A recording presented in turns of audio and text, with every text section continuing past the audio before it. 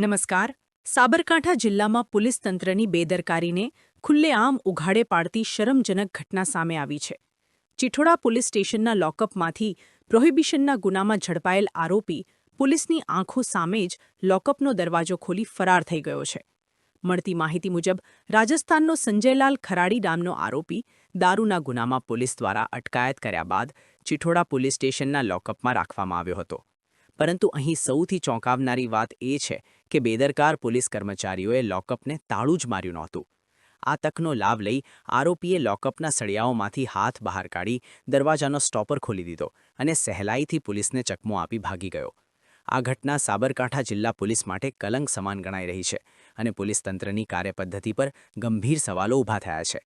આ મામલે ચિઠોડા પોલીસ સ્ટેશનના પીએસઓ અને વાયરલેસ ઓપરેટર સામે ફરિયાદ નોંધાઈ હોવાનું જાણવા મળ્યું છે, જ્યારે ફરાર આરોપીની શોધખોળ માટે પોલીસ દ્વારા ચક્રો ગતિમાન કરવામાં આવ્યા છે. સવાલ એ છે કે જ્યારે પોલીસ સ્ટેશનનો લોકઅપ જ સુરક્ષિત ન હોય ત્યારે કાયદો અને વ્યવસ્થા કેવી રીતે જળવાશે?